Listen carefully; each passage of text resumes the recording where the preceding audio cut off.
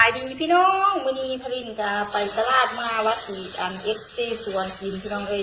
เอสซีสวนเพื่อเอสซีสวนของเฮามื้อนี้ก็มีพักมีเดอหลากหลายงบก็คือหลักแสนต้นๆหรือหา200,000กีบนั่นแหละพี่น้องเอ้ยก็ประมาณ100 กว่าบาทหรือหา200 กว่าบาทพลินก็บ่จักสิว่าคือเดียวเนาะเอ็ดกินน้ำเดียวหลายคนค่ะนะพี่น้องเอ้ยนี่ทุกคน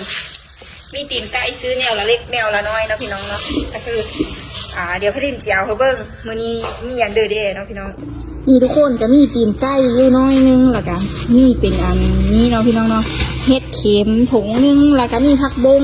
นี่ก็อย่าบอกเลยว่าถึง100,000ถึง2 มัดนี่ประมาณ20 บาทมัดหนึ่ง5,000 กีบพี่น้องเอ้ยมัดหนึ่ง5,000 กีบแล้วก็หัวกระด้ามนี้พลินกับมีอยู่ตู้เย็นแล้วพี่น้องเอ้ย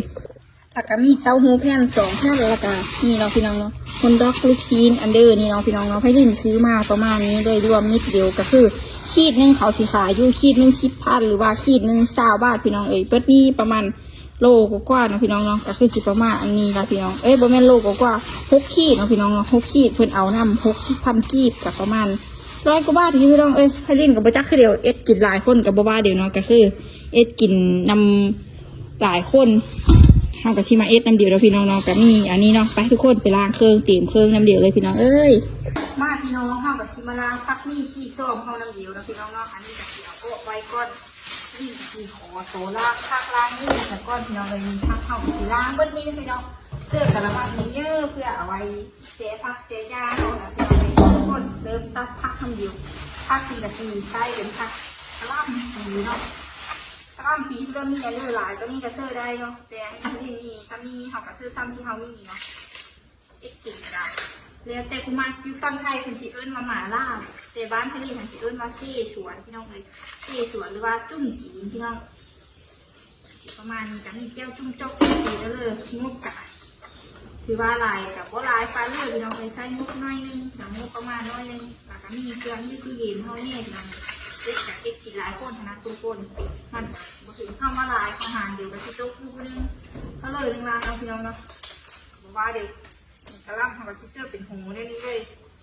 ป้าคันนี้เราเอาไปชิลาเขาพี่น้องครับไปกินน้ำเยี่ยวพี่น้องกูเอ็ดจะขึ้นคดีนี่แหละแต่ฮะกินน้ำลายก้นพี่น้องเลยกินน้ำเดียวลายก้นที่ซอยกระลำลงนี้เอาไปนึ่งลายเอาไปทีสีเราพี่น้องเนาะ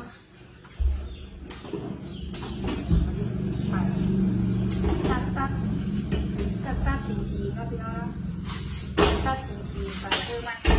พอดีทั้งนั้นพี่น้องเนี่ยเอ็ดมาเลยมันสีเสียสีโน่ไปเอ็ดมาพี่น้องเลยคือมันมี2 ชนิดเท่ากับซีเซอร์ไป2 ชนิดนะพี่น้องคือพักก้าทั้งนี้พักก้าเสื้อเป็นพักก้าทั้งนี้พักกระลำเรียกพลินกับเสื้อเป็นพักกระลำพุทธลินก็ได้แล้วที่จืดมากเนาะมากเนี่ยเลยกับเอ็ดเนี่ยนั้นเรื่องมักขังเลยกับเอ็ดขันนั้นกินพี่น้องเลยซอยกระลำไปเนาะซอยกระลำไปตามจะมันต้นน้อยต้นเนี่ยแต่ว่าเดี๋ยวซอยลงไปได้หน่อยประมาณนี้เนาะแต่แนวยากกินแต่ถามว่ามีรายได้โอ้บ่มีพี่น้องเลยที่จำมือกับที่ได้กินข้าวจำเชี่ยวแล้วพี่น้องเลยแต่อันนี้เท่ากับคือว่าได้กินน้ำหลายโคตรพี่น้องทานเดียวกินหลายคนถามว่ามีกินข้าวเชี่ยวเรื่องแบบนั้นบ่มีพี่น้องทานเดียวหลายคนกินเดียวหลายคนพี่น้องเลยว่าเดียว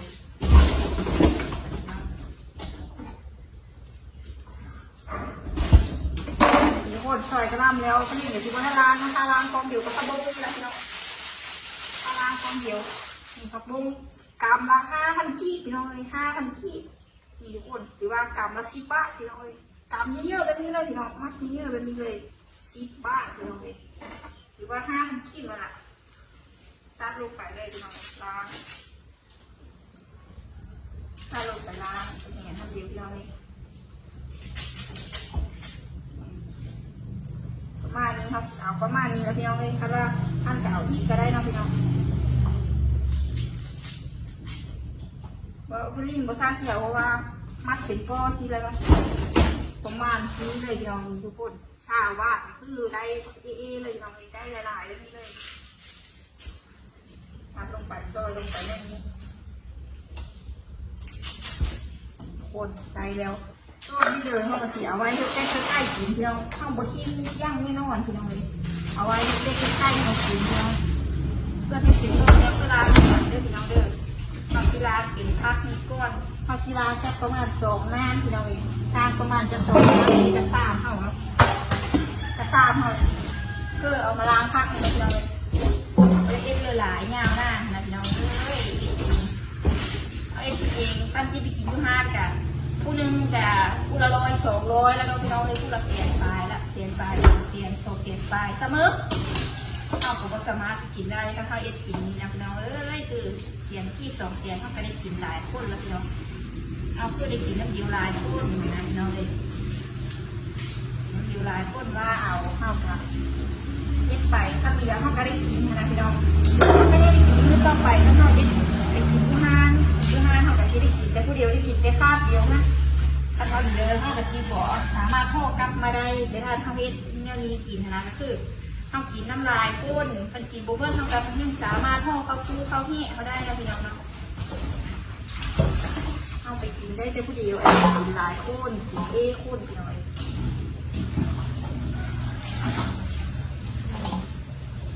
มีพักสามีแต่ไปกินยูฮานมีหลายก็มีหลายดูเด็ดค่ะ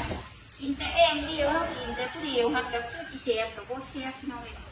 ถ้าได้เขาจะไปโซ่ก้นกับพ่อและเด็กกับพ่อหลายก้นนะพี่น้องเองกินแล้วก็หลายก้นกับพ่อแล้วเด็กต้องเลือกคือหลายก้นเราพ่อเราลายที่เขาต้องขึ้นหลายก้น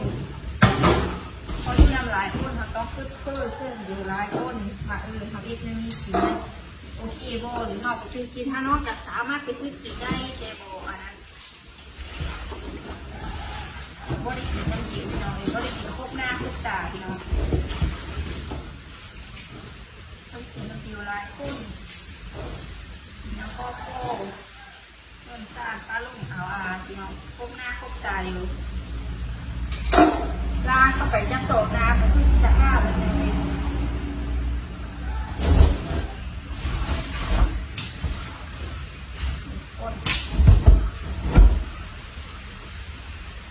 การตัวเอาดินเอาฟุ้นมันออกไปแล้วน้อยติดตะกี้ช่วงแซ่บเลยไม่ได้ฝนกระโต๊ะที่ตามเคยมันมีมือเลยพี่ฝนกระโต๊ะพี่น้องก็ได้คำเดียวทุกมือคือฝนโต๊ะทุกมือพี่น้องนี่ชีร้านที่ประมาณ2 น้ำเลยพี่น้องเลย2 3 น้ำพี่น้อยน้ำแค่2 น้ำประกันจะเอาขึ้นมาล้างก็พี่น้องเอาไปซื้อ3 ใบซื้อ3ประมาณนี้ตอนนี้เนี่ยกินได้ประมาณ3-4 ก้นทุกพี่น้องกินคนเดียวนี่นะพี่น้องถ้ากินยูฮาร์ดได้คนเดียวแต่หลายคนเขาเอ็ดสิแม่นี่เขาเอ็ดนะพี่น้องเอ็ดเหมือนกันกินได้หลายคนพี่น้อง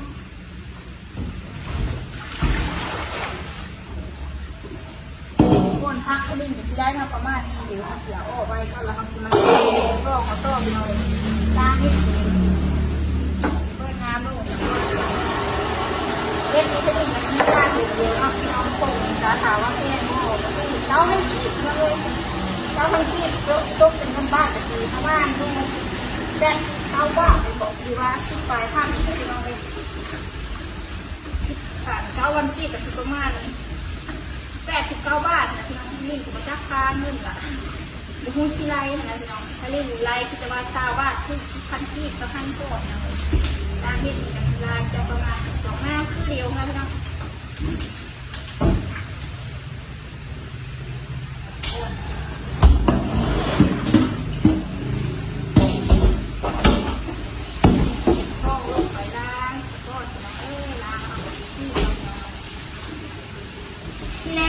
ที่ซื้อจะ2-3 ถุงแต่อันนี้ข้างหน้าเริ่มก้นเข้าแล้วก็ปริมาณพักเข้าคือหลายเห็นแล้วเนาะเห็นแล้วทำเลยเอาเวลาซื้อแต่ทั้งนี้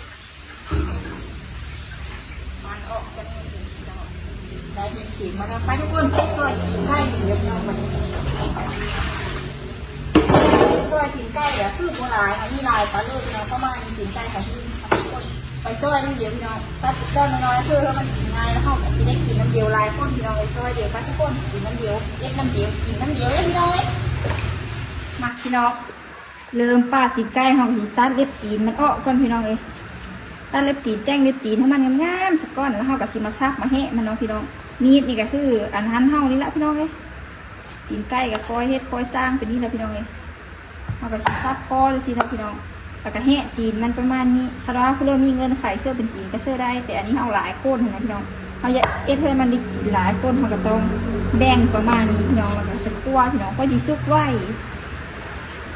กินหลายคนเขาต้องเอ็ดเพื่อมันได้กินน้ำเดียวหลายคนได้กินหลายแนวนะพี่น้องเอ้ย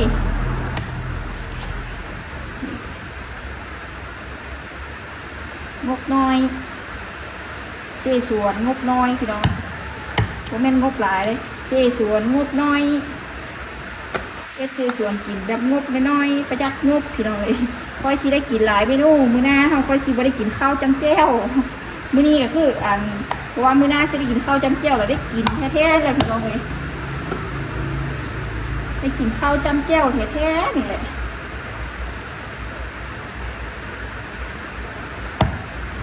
อันเบลอสิเอาไปซับแบบนี้คือพลินกะมันกระซุกไว้อีย่างแล้วมันค่อยซีบ่หันเกินไปแล้วพี่น้องเนาะการเพื่อซับแบบพลินกะระวังตีระวังมือเด้อพี่น้องเด้อเดี๋ยวมันสิบาดมือเอานะน้อยสิบ่ได้กินเซ่สวนซ้ำหรือว่าบ่ได้กินมาล่าซ้ำพี่น้องเลยมันก็สิมีบาดมือสักก้อนพี่น้องอันเพื่อมีเงินไข่เอาเฮ็ดเอาเด้อเสื้อลายก็ท่านเก่าเสื้อได้เด้อพี่น้องแต่พลินมีซ้ำนี่เขาเอ็ดเซ่สวนงบน้อยพี่น้องเลยเอ็ดเซ่สวนงบน้อยก็สิประมาณนี้แล้วพี่น้องเลยกินตามเท่าที่มีพี่น้องเลยกินตามมีตามเกิดนะพี่น้องแต่บ่ว่าเดี๋ยวได้พี่น้องเลยลูกบ้านนอกบ้านหน้าได้กินซะนี่ก็ถือว่าโอ้ยอยู่แล้วพี่น้องเอ้ยอันนี้พลินเอ็ดคลิปเมื่อเอามา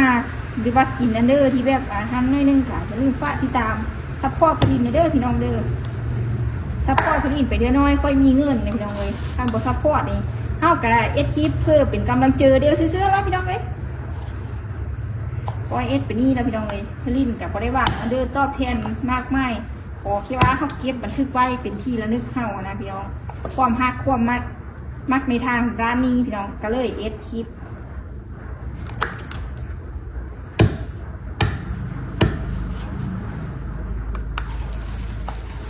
เอาซับไปตีนใกล้ของพลินมีกระซิบประมาณอยู่เครื่องโลพี่น้องเลยประมาณเครื่องโลบ่ฮอโลตีมใช่พี่น้องย่างประมาณเครื่องโลนี่แหละพอชิมเอาตีม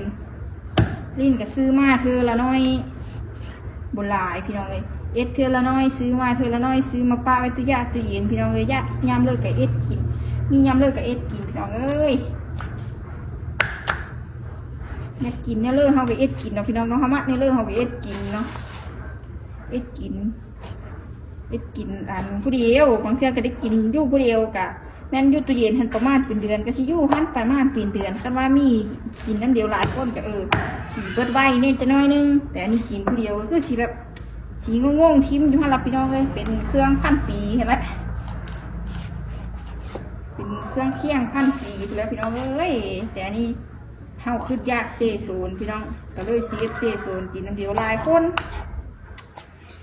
ถ้าเบิ้งน้ำเดียวว่ามีเพื่อได้ฮะนะพี่น้องหน้าตาเลยได้ที่ได้กินพร้อมเดียวว่าประเด็นนะเอาคอยเอ็ดไปนี่เบิ้งหน้าตาเซโซนของพี่ลินชิเป็นตะกินบ่พี่น้องเอ้ยส่งแสบซ้ำเลยหันย่างมีหูเธอแต่ตอนนี้ตัดตีนใกล้เธอได้เตรียมนี่แล้วค่อยไปล้างนะพี่น้องแล้วค่อยเอาลงไปล้างพี่ลินชิตัดก้อนแล้วค่อยล้างคนอื่นสิเอ็ดได้เลยก้อนพี่ลินบ่หูแต่เพื่อนโตนี่เป็นเอ็ดแนวนี้ก้อนพี่น้องเอ็ดแนวนี้ก้อนค่อยไปเอ็ดนั่นข้อขาข้อเดินนี่พี่ลินกับซีเซอร์ลงไปไว้นี่เลยพอพี่ลินสีเอาลงไปโค้นะพี่น้องโค้มันซุกไว้ซุกดีนะพี่น้องเลยประมาณนี้เลยประมาณ2-3 ตีนะพี่น้องตีใกล้นี้ไม่รู้เนื้อกระเซฟพี่น้องเลยว่าจีเปลี่ยนเมนูกับข้าวต้มยำต้มเลยกับเปลี่ยนเบิดพี่น้องเลยโอเคว่าเขามั่นเอ็ดเขาดูเป็นเมนูเลยกับแซ่บเบิดกะลาเขามั่นเอ็ดนะเขาดูเอ็ดแล้วเขาก็มีเงินไปซื้อเพิ่นได้พี่น้องเอ้ยไปซื้อเพิ่นนะคอยว่านี่กินได้ถ้าเขาบ่มีเงินไปซื้อเพิ่นก็เลวเลยส่วนตัวของพลินกระโดนเถื่อแต่อันนี้เขากินน้ำเดียวหลายคนเขาก็เลยว่าหารเดียวพี่น้องเลยหารเดียวซื้อ ปุระเล็กปุระน้อยปุระ10,000 20,000ก็ได้กินแล้วพี่น้องเป็นเซซูนหม้อนึงพี่น้องทางฝั่งไทยเพิ่นก็คือที่แบบกินคือเดียวแล้วเนาะกินคือเดียวเย็ดคือเดียวกินคือเดียวแล้วไปคือเดียวพี่น้องเลยนี่อันนี้ก็เก็บเสื้อขึ้นไม่เลิกเขามีเสียเวลาพี่น้องเลยบอซีเรียสเด้อซีเรียสเด้อว่าพลินโซกมุกโซกระปุกอย่าว่าให้พี่น้องอย่าฟ้าว้าวเจอเย็นๆสักก้อนเห็นกันเห็นกันเมียพญานมื้อนี้วันศุกร์แรงวันศุกร์แล้วแรงวันศุกร์แล้วพี่น้องเลยแรงวันศุกร์วันเสาร์แล้วมันเมียพญานมันเลิกเฮี้ยแล้วพี่น้องนี่พลินซับแล้วก็สีได้ประมาณนี้พี่น้องเลยตีนไก่ของลินไปทุกคนน้ำไปล้างน้ำเดียวพี่น้องมาบันนี้พี่น้องเข้ากับสีน้ำลงมาลาพี่น้องทราบเอาไว้ทางที่ทุกคนต้นทงยางเนี่ยแบบที่เอาไปกินเนาะอันนี้เอาแบบเสียบไปเรื่อยๆใกล้ๆทงยางเขาจิ้มเชื่อดีมาทุกคนเอาตีนไก่เสื้อนี่เนาะอันนี้ท่านสีลางไว้เสื้อมันคืนแบบเราเลยตั้งตีนไก่ขึ้นต้องแบบน้ำลงลางน้ำนะพี่น้องเนาะลงน้ำเพื่อมันดีๆเนี่ยจะน้อยนึงพี่น้องเลยลางประมาณน้ำนึงจะได้แล้วพอห้องเสียบไปต้มนี่เลยพี่น้องเลยห้องยังเสียบไปต้มอยู่ลางเอาอันเมืองมันออกพี่น้องลางเอาเมืองมันออกคือราคาที่เสื้อเฮากับเสื้อนี่พี่น้องคนดอกผีกับมีสีสันดีขนาดพี่น้องเลยบอกได้คำเดียวว่าโคตรมีสีสันมีขี้บอกขี้เมาเดิมมีเบิร์ตัวซักตัวเสือเดิมมีเบิร์เสียวเอ้ยเบิร์เสืออยู่เป็นฮูกแองขี้บอกขี้เบิร์เดิมกับมีเบิร์ปลาเทากีฬาอยู่พี่น้องเลยก็เอาล้างก้อนพี่น้องแต่ก็เป็นตะกินพี่น้องเลยมีแองขี้บอกขี้เบิร์มันเดาะยาวๆพี่น้องเลยเดี๋ยวก็มีล้างนี่ก้อนช่วยสักก้อนเนาะขั้นบุช่วยมีหลายคนกับงานเดี๋ยวแค่ใดเห็นกันเยอะกับสิ่งใหญ่ได้อันนี้พยินสีขอล่างเป็นโฉมนะเนื่องเพราะว่ามันคือซื้อยากเมื่อตีน้อยนึงพยินยานน้ำบูดยานน้ำบูดกับยานละหน่อยส่งกินแบบนี้แม่เลยพี่น้องส่งกินหอมโหดมาแบบนี้แม่เลยทุกคนแล้วเราไปรีบไปซื้อกับน้ำตีนไก่นะพี่น้องเสื้อกระตุ้งไปทำตีนไก่แบบนี้เลยพี่น้องเลยคนก็ลูกชิ้นลูกเนาะพี่น้องเนาะก็บอกว่าเดี๋ยวเขาไปซื้อเพื่อนมาที่ตลาดมันกับเป็นลูกมิดอะไรพี่น้องก็สีได้ประมาณนี้พี่น้องเอ้ยสำหรับตีนกุ้งตีนไก่อะไรทำไม่เฮาเราไปเล่นกับซิมาเซ่อันนี้เมียเนาะแผ่นเต้าหู้พี่น้องเลยไปกดเดี๋ยวน้ำใส่ก็จะขอล้างสักก้อนเนาะพี่น้องเลยขอล้างสักก้อนล้างแผ่นสักก้อนเราไปเจน้ำปะ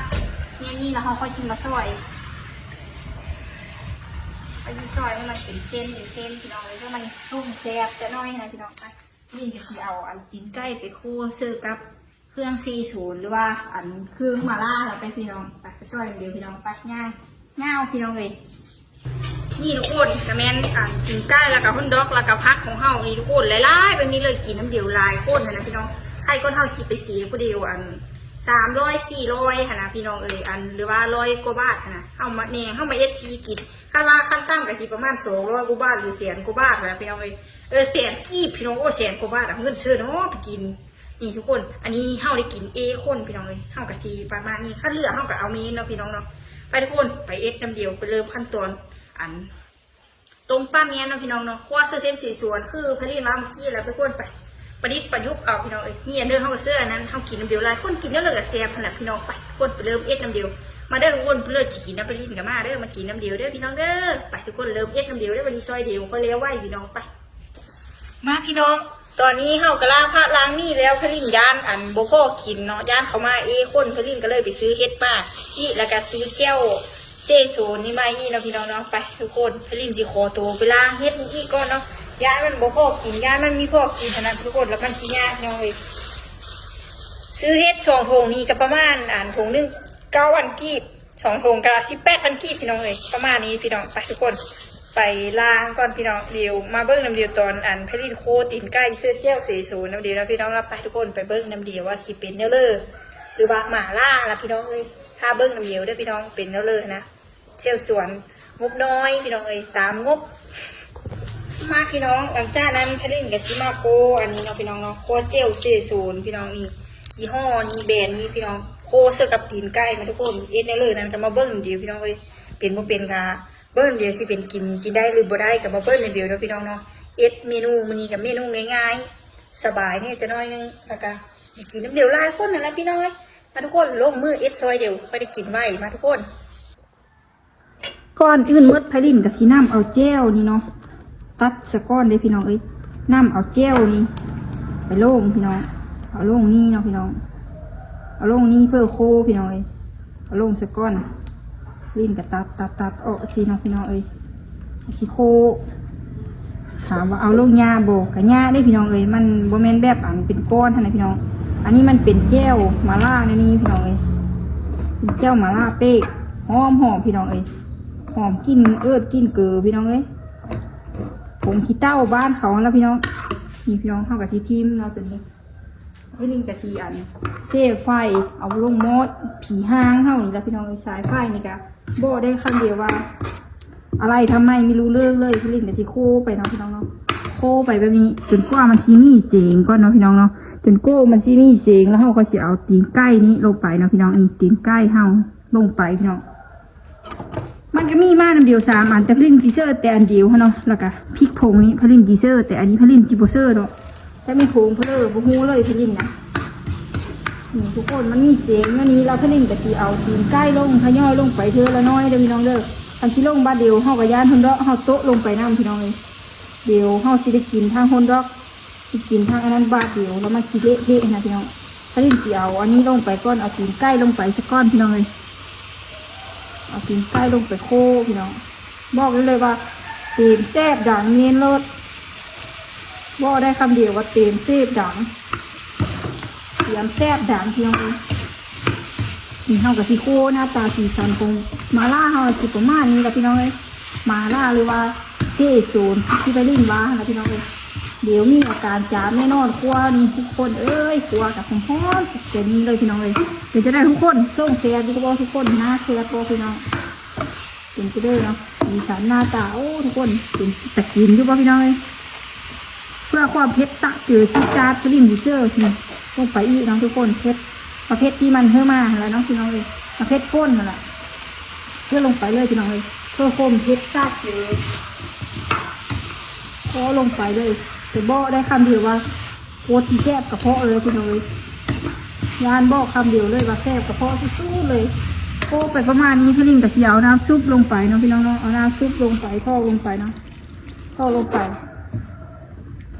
ต้มเพื่อตีนใกล้มันซุปเนาะพี่น้องพี่ลิงบ่มีผาหม้อเด้อผาหม้อผีห้างเขาจะยืดเจเลอร์บุ้ง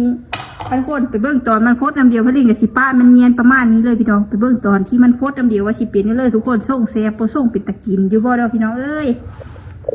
บรรยากาศมื้อนี้พี่ลิงบอกคำเดียวได้เลยว่าบรรยากาศดีเฮงเนาะพี่น้องมาทุกคนหลังจากที่เอาอันนั้นลงไปให้มันสิปรุงเครื่องเพิ่มนี่จะน้อยนึงเอานี่ลงไปเลยเนาะทุกคนเสื้อลายแซ่บลายเสื้อน้อยแซ่บน้อยเนาะพี่น้องเนาะก็คือผมไอ้นอเอาแล้วก็เสื้อเป็นนี่เนาะพี่น้องเสื้อเป็นเกลือลงไปถ้าเพื่อมีอันขนมกับเสื้อขนมลงไปจะให้เล่นบ่มีกับชีสประมาณนี้เลยนะพี่น้องแซ่บบ่แซ่บก็ขึ้นกับเฮาเนาะพี่น้องบรรยากาศเป็นกินเสียสวยหรือว่าสุดจุ่มกินก็ได้ของแบบสู้เลยล่ะพี่น้องข้าวเดียวสุดๆเลยแหละพี่น้องเผ็ดแบบมีพี่น้องกินใกล้ทำกับต้มคือมันเปื่อยๆนะพี่น้องบอกได้เลยคำเดียวว่าโคตรแซ่บเป็นเลิศหน้าแซ่บแห้งพี่น้องเป็นเมนูที่แบบหลายๆคนมากเนาะส่วนตัวผลิตก็มากคือเดียวบอกได้คำเดียวว่าเซ่โซนมุกน้อยเฮาในมื้อนี้คือแบบตาแซ่บสู้ๆแบบนี้เลยพี่น้องปั๊บมากซีพี่น้องเลยถ้าเบิ่งเดี๋ยวถ้ามันโม่ฟดก็น้องพี่น้องเนาะถ้าโม่ฟดต้มเพื่อตุ๋นเพื่อตีนใกล้เขาเปื่อยๆสักก่อนละลายในปั๊บเลยประมาณนี้นะพี่น้องทุกคนถ้าเบิ่งตอนโม่ฟดน้ำเดียวเลยพี่น้องมาทุกคนตอนนี้โม่ไพลินกับฟดแล้วเดี๋ยวไพลินสิเอาเป็นเฮ็ดเค็มลงเนาะพี่น้องเนาะโม่นี่ก็คือระวังกินระวังมือเอาเด้อพี่น้องเด้อก็คืออันตรายนี่จะน้อยนึงพี่น้องเลยก็คือโม่ผีห้างเฮานี่มันจะอาจซัดมือเฮานี่จะน้อยนึงแต่ไพลินก็สิเอาเป็นตัวปูตัวปลานี่นะพี่น้องลงไปฮะนะพี่น้องเพื่อกินนะพี่น้องคันจีท่าคนอื่นก็คือสีแบบโดนเกินไปพี่น้องเขายังบ่ทันมายังบ่เห็นวี่แววเธอเดี๋ยวพี่ลินหิวข้าวแล้วพี่ลินจีคอกินก้อนนะพี่น้องเนาะคืออันกินก้อนเขาเจ้ามาแล้วเขาจีท่าพี่น้องเบิ้งอีเธอหนึ่งว่าเม่นเพื่อเด้ว่ามีเพื่อเด้สิมากินข้าวน้ำพี่ลินนะพี่น้องก็คือ ถ้ารีบโคตรเจอบ่อยเนาะพี่น้องไปกินมันหอมเด็ดอย่างส่วนหิวแห้งถ้ารีบเนี่ยสิเอาไปแล้วนี่ละพี่น้องคนดอกลูกชิ้นนั่นเลยเนี่ยลงไปก้อนพี่น้องเลยต้มกินก้อนเพิ่นท่าเพิ่นมากค่ะพี่น้องเลยแกงขี้บอกแกงขี้เบิร์ดลูกเพิ่นก็เพิ่นกินเดิมพี่เนี่ยสิเอาลงไปแล้วพี่น้องเลยเอาสิเอ็ดกินก้อนนะเพื่อเขามาเอาค่อยสิบ่ได้หิวแห้งนะพี่น้องเลยถ้ารีบเนี่ยสิเอาลงไปประมาณนี้ต้มกินก้อนเพิ่นเนาะเดี๋ยวเพิ่นมาเขาก็สิค่อยนางเบิ้งค่ะพี่น้องเลยเขาก็สินางเบิ้งเขากินได้พี่น้องเลยไปก้นเขาพักกับงาเขาลงพี่น้องต้มเฉพาะกินเปรี้ยวก้อนนะเขาคือแบบส้มหิวแล้วพี่น้องเลยส้มหิวเลยพี่น้องเลยเอาหิวข้าวแล้วพี่น้องพาเพิ่นมากเพิ่นสิโดนเตื้อผู้สิบ่ทันเสด็จงานพี่น้องเลยตอนนี้การถามว่าคำเราบอกคือคำเราพี่น้องเลยยะคำเราถึง3-4 โมงเร่งเลยพี่น้องเลยยังสิเห็นหน้าเพิ่นย่ามเพิ่นยังดูแล้วตอนที่ว่ากินข้าวในห้องเขากับต้มเต็มป้าเมนห้องกับต้มกินก้อนสักก้อนแล้วพี่น้องในห้องท้องไอ้ก้อนตัวพี่ยิ่งหิวข้าวแล้วตอนนี้ก็คือเขากินก้อนกินก้อนเขาขนาดพี่น้องเลยกินก้อนกันก็ไม่งอกไม่เงินอะไรหรอกพี่น้องเลยถ้าลิ้นกับสิกินเอาตักแป้งออกพี่น้องเอาแป้งออกสักก้อนเพื่อกินข้าวนี่แล้วเฉพาะข้าวกินเพื่อขนาดพี่น้องเลยกับไว้กินไม่ได้หลายหรอกขนาดสิต้มกินใกล้ป้าเมนถ้ามันเปื่อยอีกจะน้อยสักก้อนพี่น้องเพิ่นมาเป็นชีวิตกินเลยนะ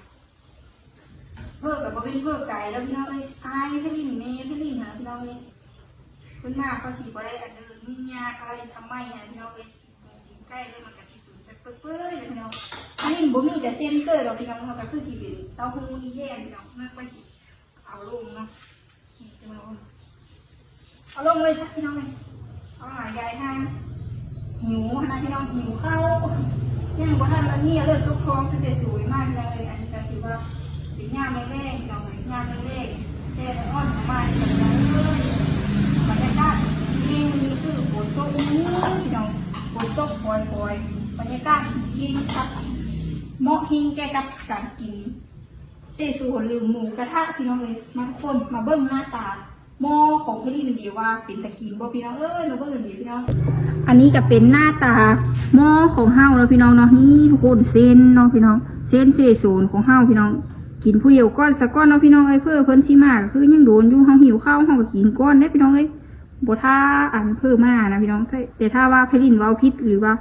เอาเลยผิดพลาดประการเลิกพี่ลินก็ต้องกล้าขอโทษพี่น้องทางบ้านเด้อพี่น้องเพราะว่าพี่ลินเว้าเลยบ่ถือบ่ต้องกะสามารถตีส้มพี่ลินได้เด้อพี่ลินก็บ่ได้ว่าอันเด้อเนาะก็สามารถตีส้มพลินได้บ่พลินได้อันเดิมบ่ถือบ่ต้องหาทุกคนนี่ทุกคนหน้าตาคือสิประมาณนี้เส้นเท่ากับมีน้อยเดียวนะพี่น้องก็คือสิประมาณนี้แล้วพี่น้องเป็นเรื่องทุกคนเป็นตะกินอยู่บ่ทุกคนส่งเซฟอยู่บ่พี่น้องเป็นสิแล้วพี่น้องต้มเส้นงบน้อยนะพี่น้องเสสูนงบน้อยพี่น้องไปทุกคนเดี๋ยวถ้ามันสุกแล้วเฮาตักเสื้อเลไปกินน้ำเดียวพี่น้องตักเสื้อจานไปกินน้ำเดียวพี่น้องมาพี่น้องโมโคตรเป็นนี้ไม่ได้แต่ยีเสื้อจานพี่น้องคีบกันมีเฮ็ดมีอันเดอร์กับคีบเสื้อเราพี่น้องพักโป่งหน้าตาสีสันก็รีบบอกเลยว่าคำเดียวคือเฮ็ดนี่พี่น้องเฮ็ดนี่เลยเด้ผมเป็นนี่ธรรมดาเดียวเฮ็ดนี่เลยเด้หน้าตาสีสันโอ้พี่น้องบรรยากาศมีข้าวเดียวสู้พี่น้องมันจิ้มต้องทานบ่มีเนาะพี่น้องเลยบ่มีน้ำจิ้มคือแก้วหม่าล่าโดยตรงเลยกินเป็นมาลงมาล่าเลยกับพี่น้องเลยต้องศึกษาเป็นพี่น้องเลยการเยอะกินเที่ยวเนาะเพราะว่าเพิ่นยังบ่ทันมาถ้าหันหน้าทำในก็พี่สีโดนเติมพี่น้องทำแบบที่ได้กินของานกินคนเดียวสักก้อนพี่น้องเพิ่นยังบ่ทันมาเราต้มเส้นกินก้อนพี่น้องหม้อนี่ก็คือให้รีบมาค่ะต้องได้ระมัดระวังตีระวังมือนี่จะน้อยคือมันจะรูดมือพี่น้องเลยคันมือบนแห้งนี่มันจับมีบ่ได้พี่น้องเลยมัดขนาดนึงมักมือขนาดมักดุขนาดเลยน้องทำเพื่อเจออีเป็นสปอนเซอร์ก็ดีแต่เป็นได้เด้อพี่น้องพอก็ดีมีหม้อเมื่อที่ได้เอาหม้ออีห้านี่ไปพักก้อนแต่ถ้ายังบ่มีก็คือที่แบบใช้ต่อไปน้องใช้หม้ออีห้าต่อไปแต่ต้องระวังของเราพี่น้องพอเฮาบ่มีงบเสร็จงบกาไปซื้ออันกินก็ได้น้องไม่ได้มากินปลาเลือดเล็กน้อยแต่ถ้ากาไปซื้ออันกินเพื่อก้มตีใกล้รีดแต่ทีที่เจอโอ้พี่น้องเนี่ยอุดจุดล้นจุดนี้ไปรีดแต่ก้านยังเพลือ สุดล้นจนนี้สักพักทุกคนคิดเชื่อหาจานใช่ไหมมีพนักขอเอานี่เลยนะคะเขาโจ้งเอาเดียวโจ้งเอาแบบนี้เลยแล้วกินใกล้นี้ห้องมันสิกินเบิดห้องสิโจ้งไว้นี่โจ้งให้มันเปื่อยๆแล้วเดียวทักกินเดียวกินเบิดแล้วพี่น้องกินไปหลายคนกินแกงที่เลือกแกงที่เลือกหรือว่าตัวซัดเข้าเมนูซัดเข้านี่ก็คือเป็นซีนซัดเลยน้องซัดที่ว่านี่ก็คือนี่นะดูแบบเปลี่ยนเข้าพี่น้องนี่ฮอตตัวแดงที่เบิร์ดพี่น้องนี่ฮอตตัวปูตัวปลาไปซะแล้วพี่น้องตัวนกตัวงอกกับนี่พี่น้องผู้เฮียครับพี่น้องตีจานคือล้นจานโคตรน้องพี่น้องเลยทุกคนเดี๋ยวมาเล่นตักเสียจานก่อนแล้วเราค่อยไปกินเดียวพี่น้องนี่หน้าตาประมาณนี้สูตรถ้วยเอพีเป็นอย่างนี้ไปทุกคนไปเพิ่มก่อนกินน้ำเดียวมากินน้ำทะเลได้พี่น้องนะมอเงี้ยแบบนี้นี่ซัดนี่พี่น้องข้าวกับชิต้าอ้อได้ไหมประมาณนี้แล้วข้าวกับชิต้าไหมถ้าคนอื่นกินน้ำพี่น้องเลยข้าวกับโบป้าให้มันถึงเงินเนาะมาพี่น้องมากินน้ำเดียวคือนี่ทุกคนต้มจานเยอะๆวันนี้มีฮอตอันผลไม้พี่น้องวันนี้แตงโมมีเบิดพี่น้องมากินน้ำเดียวกินข้าวน้ำเดียวกินข้าวเช้าข้าวสวยข้าวแรงกินทุกคนมากินน้ำเดียวแซมเฮงพี่น้องเลยแต่เสียดายเพชรน้อยนึงแต่โบแซมปลาเลิกกันย้อนมากินผู้เดียวเนาะเขายังบ่ทันมาเดี๋ยวเขาเจ้ามาเดี๋ยวไปดิ้นท่ายเบิ่งอีกทีนึงว่าเป็นตาแซบก็กินเดียวหลายคนคือแซบแต่นี่คือกินผู้เดียวแล้วจานเดียวก็คืออิ่มแล้วพี่น้องเลยเดี๋ยวเพิ่นมาเขาสิกินนะเพิ่นอีกเขาก็คือสิร้านละพี่น้องเลย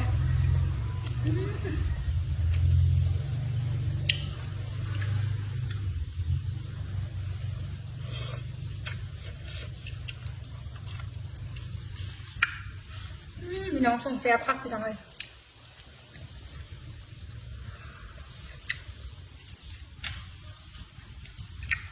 เอาเมียนพีสก้อนมาตีนใกล้นี่ใช่ส่วนงบน้อยสิประมาณนี้พี่น้องเอ้ยแต่จิกินหลายคนนะพี่น้อง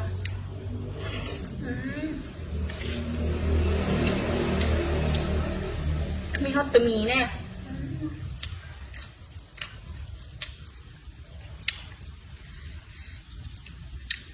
ทีนี้ต้องบอกว่ากระเพาะนี่ต้องดีเนาะพี่น้องมันค่อยซิโปแซ่บกระเพาะมันเผ็ดแห้งๆเลยพี่น้องเลย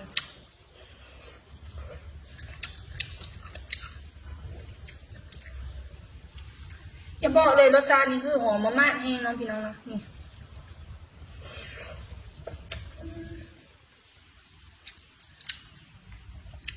เที่ยวสีศูนย์กระเพาะอยู่แล้วริมพัดนั่นซะอีเอามาพริกยืดเขาเพิ่มหน้าเสื้ออีกเนาะมันก็เลยเพชรคูณ2พี่น้องเอ้ยนี่ทุกคนมีว่าตัวปูตัวปลาไปซะได้พี่น้อง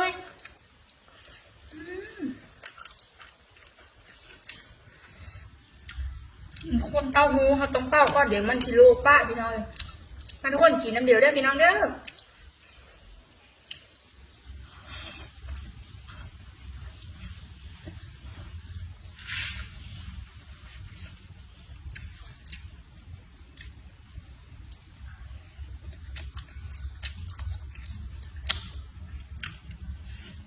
ไปจุ่มฮ้อนบรรยากาศดีๆแบบนี้เข้าเดียวขนาดเลยพี่น้องเลยทำดีไม่ย่ามหนาวพี่น้องเลยเข้าเดียวดีเลยแหละพี่น้องมาทุกคนมุม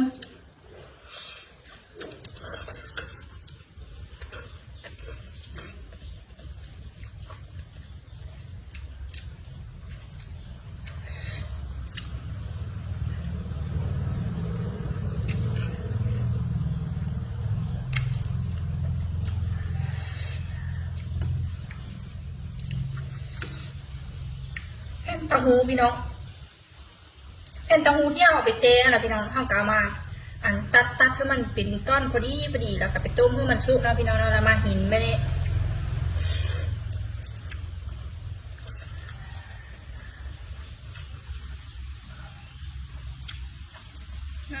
โคลงตัวแล้วพี่น้อง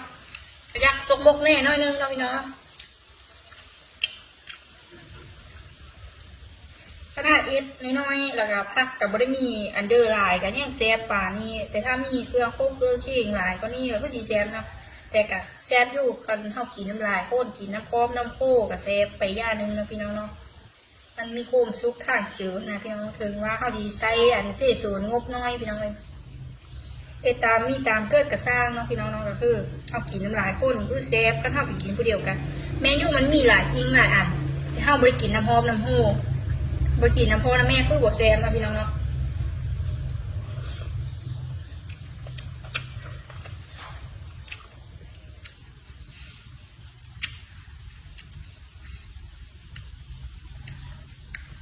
ทุกคน